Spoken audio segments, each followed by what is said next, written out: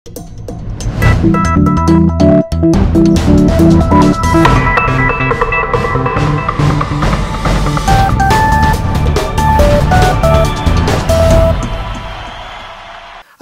আলাইকুম। আমন্ত্রণ জানাচ্ছি মিলেনিয়াম স্পোর্টস এরিনাতে। সাথে আছি আমি মোহাম্মদ মহিউদ্দিন আহমেদ। শুরুতে জানিয়ে দিচ্ছি আজকের উল্লেখযোগ্য শিরোনামগুলো। জাঁকজমকপূর্ণ আয়োজনের মধ্য দিয়ে পর্দা উঠল বাংলাদেশ প্রিমিয়ার লিগ বিপিএল এর তৃতীয় আসরের। ইউনান আসিয়ান আন্তর্জাতিক ফুটবল টুর্নামেন্টের প্রথম ম্যাচে মিয়ানমারের ক্লাব হান্তান ইউনাইটেডের বিপক্ষে ৩-২ গোলে হেরেছে বাংলাদেশ। মৌসুমের প্রথম এল ক্লাসিকোতে রিয়াল মাদ্রিদ বার্সেলোনা মুখোমুখি আজ। ভারত অনূর্ধ্ব ১৯ দলের কাছে বাংলাদেশের যুবাদের পরাজয়। দুবাইয়ের ৪ ম্যাচ সিরিজের শেষ ওডিআইতে পাকিস্তানকে ৪৪ রানে হারিয়েছে ইংল্যান্ড। ২০১৬ রিও অলিম্পিকের সামনে রেখে ব্যাপক নিরাপত্তার প্রস্তুতি নিচ্ছে ব্রাজিল। এসএ গেমসে ভালো করার প্রত্যাশা হ্যান্ডবল খেলোয়াড়দের। শুনছিলেন শিরোনাম, এবার বিস্তারিত। শুরুতে থাকছে বিপিএল এর খবর। জাঁকজমকপূর্ণ আয়োজনের মধ্য দিয়ে পর্দা উঠল বাংলাদেশ প্রিমিয়ার লিগ বিপিএল এর তৃতীয় আসরের। হৃতিক রোশন, কেকে, জ্যাকলিন ফার্নান্দেজের মতো বিদেশি তারকাদের পাশাপাশি মঞ্চ মাতিয়েছেন মমতাজ, আইব বাচ্চুর এলআরবি, সুমিত চিরকুটের মতো ব্যান্ড দল। সাথে ছিল আতশবাজি আর লেজার শোর প্রদর্শনীয়। তবে সব কিছু ছাপিয়ে নানা অব্যবস্থাপনা আর ক্রিকেটের ছাপবিহীন এই অনুষ্ঠানের জন্ম দিয়েছে নানা বিতর্কেরও। মনোমুগ্ধকর আতশবাজির ছটা রাঙালো আকাশ, মিরপুরের রাতের আকাশে এ কোন তারার লুকোচুরি খেলা নয়। আনুষ্ঠানিকভাবে পর্দা উঠল বাংলাদেশ প্রিমিয়ার লিগ বিপিএল এর তৃতীয় আসরের। এর আগেই বলিউড সুপারস্টার হৃতিক রোশনের জাদুকরী অঙ্গভঙ্গির সাথে হেলে দুলে নেচেছেন অনুষ্ঠানের আগত প্রায় ১৫,০০০ দর্শক। ক্রিকেটের জন্য এই আয়োজনে শুধুমাত্র লেদার শো ছাড়া পুরো অনুষ্ঠান আর কোথাও ক্রিকেটের কোনো ছাপ দেখা যায়নি। বিতর্ক যে শেখানো রয়েছে। এর আগে দিনের শুরুতে বাংলাদেশের ফাইন আর্টস একাডেমি বাফার শিল্পীদের নৃত্যর তালে তালে অনুষ্ঠানের শুরুতে নেচে ওঠে মিরপুরের গ্যালারি, যার নেতৃত্বে ছিলেন বাংলাদেশের স্বনামধন্য মডেল ও নৃত্যশিল্পী সাদে ইসলাম মৌ। ছন্দময় গ্যালারি তখনও পুরোপুরি ভরে ওঠেনি। সন্ধ্যা নামার সাথে সাথে আলোর ছটায় যেন পরিপূর্ণ হতে থাকে মিরপুরের হোম অফ গ্রাউন্ড খ্যাত শেরে বাংলা জাতীয় স্টেডিয়াম। এরপরেই মঞ্চে আসেন বাংলাদেশের কিং অফ রকস্টার খ্যাত আইব বাচ্চুর ব্যান্ড দল এলআরবি। কালজয়ী কিছু গান আর সুরের মূর্ছনায় দর্শকদের উৎসব তখন বাদনহারা। উৎসবের রংটাকে আরও বাড়িয়ে দিতে তখন অপেক্ষা করছিল সুমির ব্যান্ড দল চিরকুট। তাদের একের পর এক পারফরমেন্সে যেন সন্ধ্যা তারার আলোর রাঙানো মিরপুরের আকাশটাকে রাঙিয়ে দিল আরও একবার। মাঠ মাতিয়ে গ্যালারিতে তখনও পৌঁছে গেছে উৎসবের দল। দর্শকদের সঙ্গীত পিপাসু মনের তৃষ্ণা মেটাতে তখনই মঞ্চে আবির্ভূত হলেন বাংলার ফোক সম্রাজ্ঞী মমতাজ। তার গুমবাঙ্গিয়া গেলোরে মরার কুকিলে পাংখার মতো জনপ্রিয় গানের তালে তালে উন্মাতাল হয়ে পড়লেন দর্শকরা। এরপরেই অর্থমন্ত্রী আবুল মাল আব্দুল মুহিতের বিপিএলের তৃতীয় আসরে শুভ উদ্বোধন ঘোষণা করলেন। বাংলাদেশ ক্রিকেট বোর্ড সভাপতি নাজমুল হাসান পাপনও শুভেচ্ছা বক্তব্য রাখলেন দর্শকদের উদ্দেশ্যে।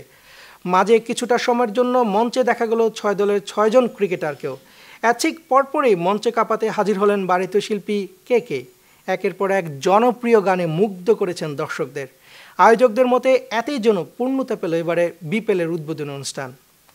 জমকালো আয়োজনের মধ্য দিয়ে বিপিএলের তৃতীয় আসরের উদ্বোধন হলেও টিকিট সংখ্যার অপ্রতুলতা সহ নানা অভিযোগ ছিল দর্শকদের কণ্ঠে।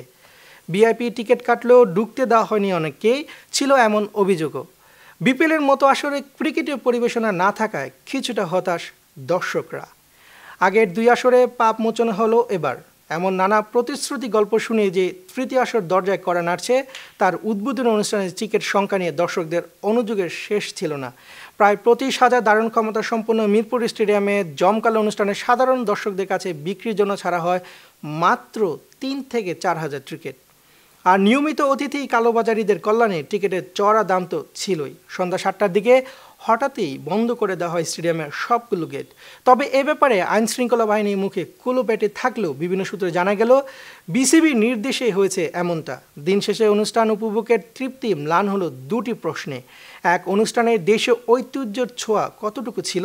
দুই, দেশে ক্রিকেটের অন্যতম বড় বিজ্ঞাপন বিপিএলের উদ্বোধন অনুষ্ঠানে ক্রিকেটীয় পরিবেশনা না থাকাটা কতটা যৌক্তিক?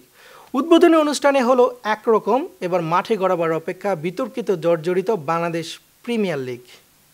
বিপিএল অনুশীলনের সময় হালকা চোট পেয়েছেন মাশরাফি বিন মুর্তজা, তবে তেমন গুরুতর নয় তার আঘাত। রোববার খেলার জন্য প্রস্তুত থাকবেন তিনি, এমনটাই আশা তার দলের। অন্যদিকে মাশরাফি দল ভিক্টোরিয়ান্স নিজেদের দলের প্রস্তুতি নিয়ে সন্তুষ্ট। পুরোদমে অনুশীলনে বিপিএল ফ্রাঞ্চাইজিগুলো এরই মধ্যে দেখা গেল এমন এক ছবি যা দেখে আটকে ওঠার জোগাড় পুরো ট্রাইগার ক্রিকেটের। চোট পেয়েছেন মাশরাফি বিন মুর্তজা। ইনজুরির সাথে মাশরাফির পুরনো সখ্যর কথা এখন আর অজানা নয় কারো। ম্যাচ ব্যথা পাবেন এই সংখ্যায় প্রায় সারাক্ষণই থাকতে হয় ফ্যানদের। চোট পাওয়ার পর খানিকক্ষণ চলল শুশ্রূষা। অফ দ্য রেকর্ডে মাশরাফি নিজেই জানালেন চিন্তার কিছু নেই, চোট গুরুতর নয়, এরপরও কিছুটা সাবধান থাকবেন এই পেসার। মাশরাফি দল কুমিল্লা ভিক্টোরিয়ান্সও খানিকটা চিন্তিত। তাদের পরিকল্পনার বড় অংশ জুড়ে ম্যাচ। নারায়ণ, রাসেল, স্যামুয়েলস, মালিকদের মতো বিদেশিদের পাশাপাশি দলকে ভারসাম্য দিচ্ছেন শোভাগত, ইমরুল ও নাইম ইসলামদের মতো পরীক্ষিত দেশি পারফর্মাররা। সুস্থ মাশরাফিকে ফিরে পেতে খুব বেশি সময় নেই ভিক্টোরিয়ান্সের হাতে। প্রথম ম্যাচ দিতেই বিকেলে তাদের প্রতিপক্ষ ঢাকা ডায়নামাইটস। এশিয়া কাপ ও টি-20 বিশ্ব আসরের আগে এই শর্ট ফরম্যাটে দুর্বলতা কাটিয়ে ওঠার জন্য বিপিএল আদর্শ মঞ্চ বলে মন্তব্য করেছেন জাতীয় দলের ড্রেসিং ওপেনার তামিম ইকবাল। অন্যদিকে চিটাগাং ভাইকিংসে বেশিরভাগ ক্রিকেটার অলরাউন্ডার হলেও আসরের সার্বিক প্রস্তুতি নিয়ে সন্তুষ্ট নন তামিম। আর বড় মাপের বিদেশি ক্রিকেটার দলে না থাকায় বিপিএল আসরে দলীয় ফলাফলে অবদান রাখতে হবে দেশি ক্রিকেটারদের। এবছরে ওয়ানডে ফরম্যাটে দুটোই চলেছে বাংলাদেশের ক্রিকেট দলের জয়ের ট্রেন, কিন্তু রঙিন পোশাকের স্বল্প দৈর্ঘ্য টুর্নামেন্টে উল্টো মেরুতে টাইগারদের পারফরমেন্স। কারণ ওয়ানডে র্যাঙ্কিংয়ে যেখানে সপ্তম স্থানে বাংলাদেশ, টি-20তে আফগানিস্তান ও হংকংয়ের পর 11 নম্বরে মাশরাফির দল। জিম্বাবুয়ের বিপক্ষে শেষ দুটি টি-20 ম্যাচে লক্ষ্য করা গেছে এই ফরম্যাটে ব্যাপক উন্নতির জায়গা আছে বাংলাদেশের। তাই আসন্ন দুটি বড় আসরের আগে বিপিএলকে প্রস্তুতির দারুণ মঞ্চ হিসেবে দেখছেন তামিম। অন্যদিকে গড়ের দল চিটাগাং ভাইকিংসের হয়ে দলের সুযোগ পেয়ে খুশি হলেও তামিমের আক্ষেপ আছে, বিদেশি ক্রিকেটার নির্বাচনে নেই তেমন বড় মাপের ক্রিকেটার। তাই চিটাগাংয়ের হাল ধরতেই হবে স্থায়ী ক্রিকেটারদের। জিম্বাবুয়ের সিরিজের ব্যস্ততার কারণে দুই আকমল ভাই মোহাম্মদ আমির, আজমল, পিটারসেন কিংবা চিকম্বুরা বিদেশি এই ক্রিকেটারদের সাথে দীর্ঘদিন অনুশীলন করা হয়নি চিটাগাং দলের। তাই প্রস্তুতি ঘাটতি থাকছে বলে চ্যাম্পিয়ন হওয়ার লক্ষ্যটা আড়ালেই রাখলেন তামিম। রোববার আসরের উদ্বোধনী ম্যাচের রংপুর রাইডার্সের বিপক্ষে মাঠে নামবে কোচ আতাপাট্টু চিটাগাং ভাইকিংস। ক্রিকেটে অনেক এগিয়েছে বাংলাদেশ, বিশেষ করে তরুণ ক্রিকেটাররা তাদের পারফরমেন্সের ধারাবাহিকতা ধরে রাখলে আরও এগিয়ে যাবে টাইগাররা, এমন মন্তব্য করেছেন ঢাকা ডায়নামাইটসের কোচ মিকি আর্থার। দক্ষিণ আফ্রিকান এই কোচের মতে কোনো একজন নয়, বরং তরুণ ও অভিজ্ঞদের মিশেলে গড়া সুসংগঠিত একটি দল ঢাকা ডায়নামাইটস। তাই বিপিএলে দল নিয়ে আশাবাদী মিকি। ক্রিকেট বিশ্বের দুই পরাশক্তি অস্ট্রেলিয়া আর দক্ষিণ আফ্রিকার মতো দলের কোচের দায়িত্ব পালন করেছেন একসময়। এবার নতুন এক চ্যালেঞ্জ নিয়ে বাংলাদেশে এই দক্ষিণ আফ্রিকান হাই প্রোফাইল কোচ। বিপিএলের দল ঢাকা ডায়নামাইটসের প্রধান কোচ তিনি। বাংলাদেশের সাম্প্রতিক পারফরমেন্সে মুগ্ধ মিকি, বিশেষ করে তরুণদের নিয়ে বেশ আশাবাদী এই দক্ষিণ আফ্রিকান। তিনি বলেন, সাম্প্রতিক সময়ে বাংলাদেশের ক্রিকেটে ব্যাপক উন্নতি করেছে, তরুণ ক্রিকেটাররা ভালো খেলছে।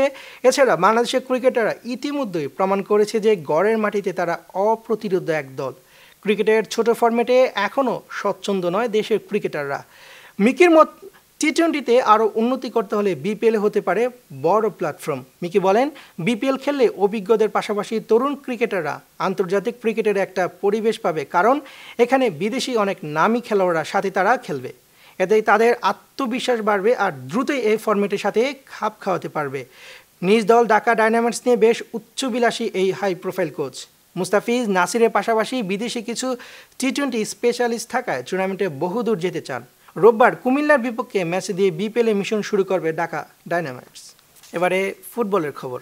ইউনান আসিয়ান আন্তর্জাতিক ফুটবল টুর্নামেন্টের প্রথম ম্যাচে মিয়ানমারের ক্লাব হান্তান ইউনাইটেডের বিপক্ষে 3-2 গোলে হেরেছে বাংলাদেশ। জাতীয় দলের ম্যানেজার আমিরুল ইসলাম বাবুর সাথে কথা বলে জানা গেছে, মূলত ক্লান্তি দায়ী এই হারের পেছনে। 22 তারিখে দ্বিতীয় ম্যাচের আগে ভালো প্রস্তুতি নেবে বাংলাদেশ, আশাবাদ ব্যক্ত করেছেন তিনি। মৌসুমের প্রথম এল ক্লাসিকো আজ। টেবিলের শীর্ষে থাকা বার্সেলোনার লক্ষ্য ব্যবধান আরও বাড়িয়ে নেওয়া।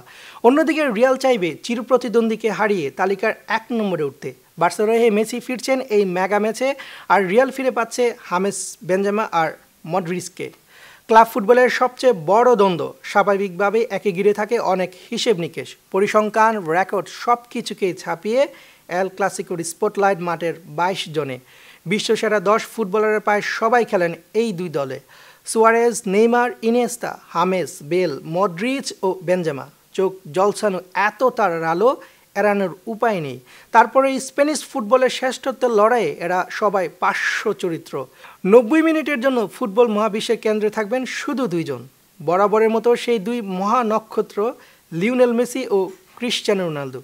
লিগ টেবিলে জানাচ্ছে সান্তিয়াগো বার্নাব্যুতে নামার আগে রিয়ালের চেয়ে 3 পয়েন্ট এগিয়ে বার্সা। আর রেকর্ড বলছেন শেষ 5 ক্লাসিকোর 3টি জিতেছে তারা। তবে এল ক্লাসিকোতে অতীত রেকর্ড আর পরিসংখ্যানের উপরে ভরসা করবেন এমন নির্ভুত ফুটবল বিশ্ব হয়তো নেই। একটা ম্যাচে 90 মিনিট একজাক মহাতারকার নেতৃত্বে দুই বিশ্বসেরা, অপেক্ষায় থাকা ফ্যানদের নির্ঘুম রাত। এল ক্লাসিকোর মঞ্চটা কিন্তু একদম প্রস্তুত। সংবাদের এই পর্যায়ে নিচ্ছি ছোট্ট একটা বিরতি, সঙ্গে থাকুন। ফ্রেন্ডস ডেভেলপমেন্ট, একটি স্বপ্নের ঠিকানা, একটি সুন্দর আবাসস্থল। ফ্রেন্ডস ডেভেলপমেন্ট আপনার স্বপ্নের বাস্তব রূপ দেয়। নতুন ডুপ্লেক্স, অ্যাপার্টমেন্ট, কমার্শিয়াল বিল্ডিং নির্মাণের জন্য নির্ভরযোগ্য একটি প্রতিষ্ঠান। ফ্রেন্ডস ডেভেলপমেন্ট অত্যাধুনিক ডিজাইন, সর্বশেষ প্রযুক্তির সমন্বয়ে আমাদের কর্মতৎপরতা কনক্রিট, সিমেন্ট আর ইস্পাতের মজবুত বন্ধনে গড়ে উঠুক আপনার বাড়ি। রোদ বৃষ্টি সহ সকল বৈরিতার বিরুদ্ধে করি সঠিক ট্রিটমেন্ট। আপনার শহরের প্রাইম লোকেশনে রয়েছে আমাদের অ্যাপার্টমেন্ট। আপনার কষ্টার্জিত টাকা এবং আমাদের নির্ভেজাল শ্রমে নির্মিত হোক আপনার স্বপ্নের বাড়িটি। আপনার জীবন হোক সুন্দর এবং আনন্দময়। আমাদের ঠিকানা Friends Development, 211 east 43 street, suite B, 507, New York, NY 10017।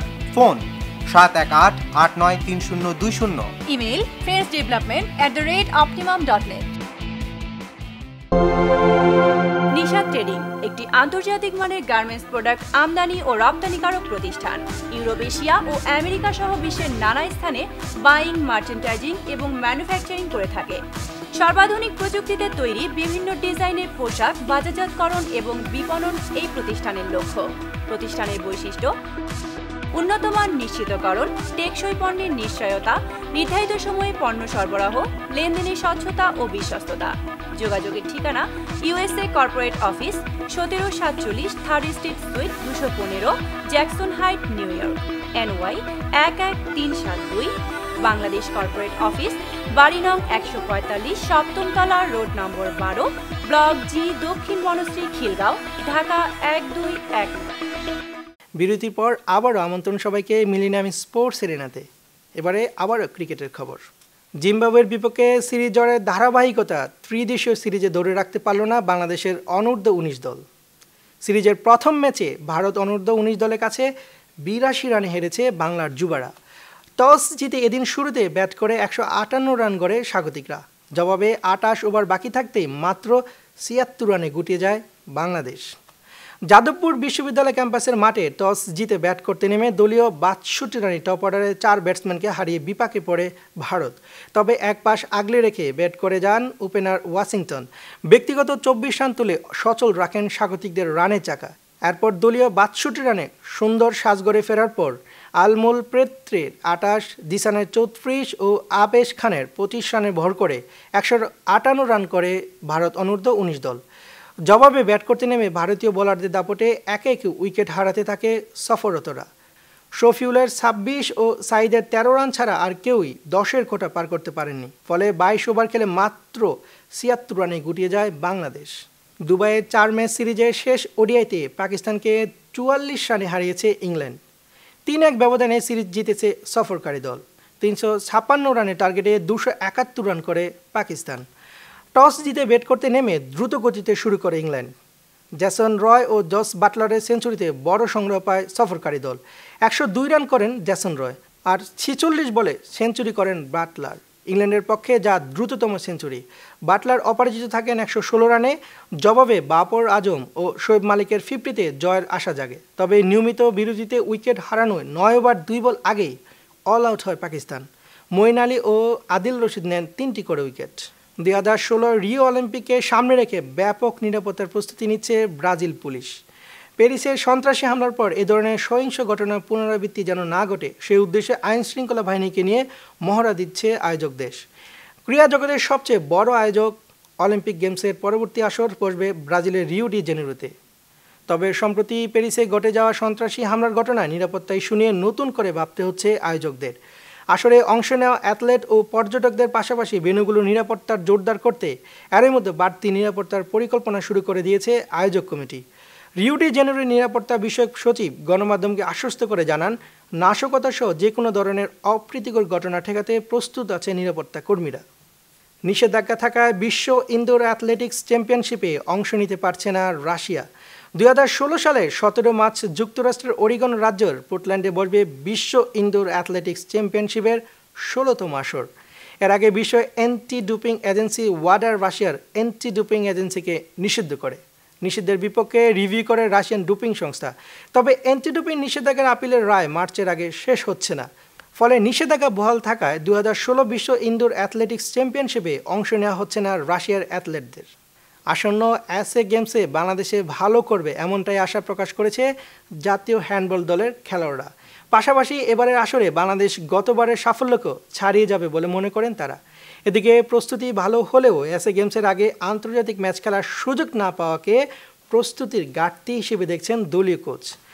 দক্ষিণ এশিয়ার অলিম্পিক খ্যাত এসএ গেমসের গত আসরটা বেশ চমক দেখিয়েছিল বাংলাদেশ হ্যান্ডবল দল।